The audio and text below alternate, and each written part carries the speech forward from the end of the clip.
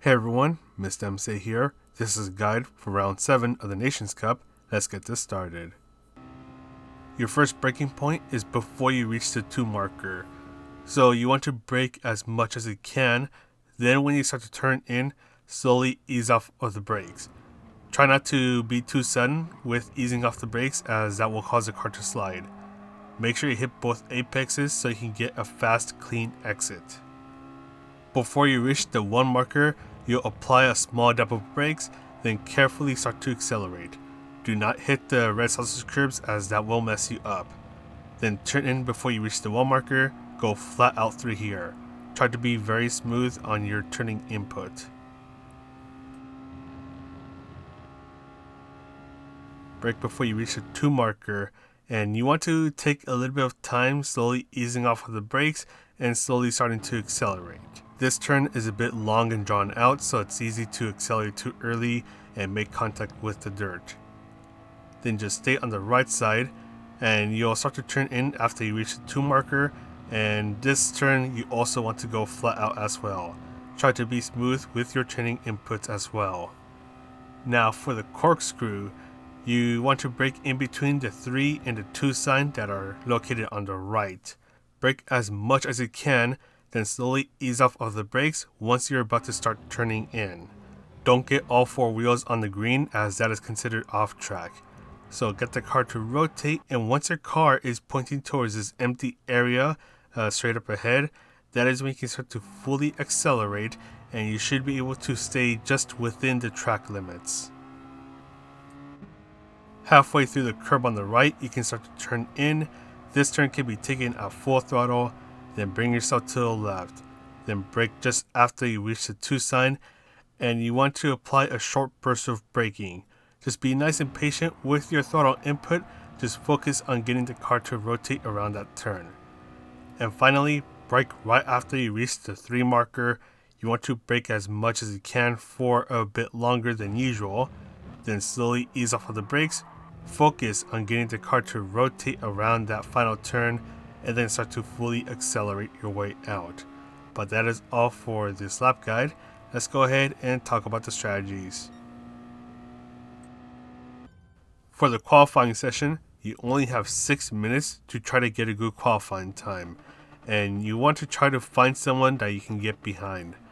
The other thing that I do want to mention is that you want to do what everyone else is doing. So if people in your lobby are fuel burning, join them. If people in your lobby are just going for it, then of course join them. You're going to waste more than half a minute just trying to get out of the pit stop, so you're not going to have much time to try to do what you need to do. On the topic of slipstream, you want to try to find someone that you can follow before you start your first flying lap. The areas that you'll notice most of the slipstream benefits coming from are on the main straight and up this hill that leads to the corkscrew.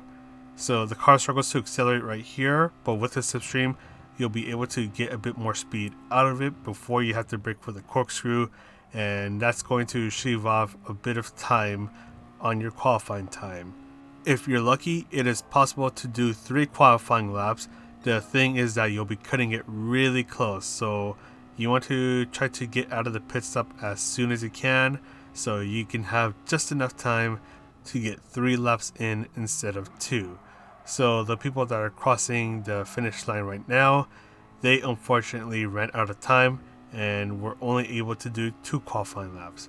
But because the person behind and I crossed the line just in time, we are doing 3 qualifying laps.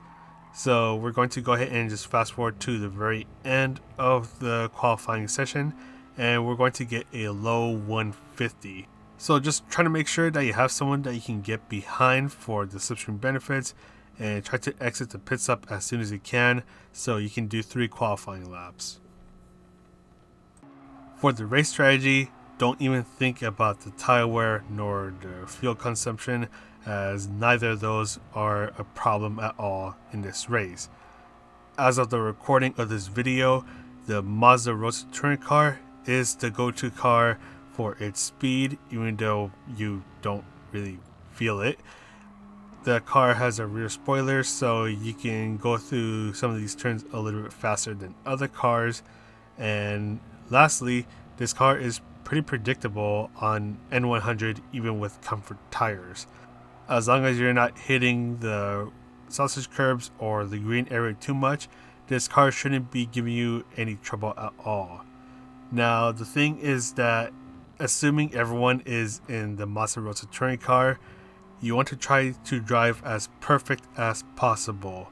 Even with Slipstream, the car takes a while to accelerate, so it's going to be hard to try to get up close with someone and try to overtake them. So if you drive perfectly and are under the Slipstream and the car ahead of you makes a mistake, even if it's a small one, that gives you an opportunity to make an attack and try to force a position change. And finally, before you start the race, drink something that'll wake you up. So soda, water, energy drink, something that'll wake you up, because this race is a little bit slow, which might make you want to doze off. At least it almost happened to me, so I'm telling you this now. But anyways, that is pretty much it for this guide. I'm going to go ahead and sign off now. So this is Mr. MCA, wishing you a good race, and I'll see you in the next video.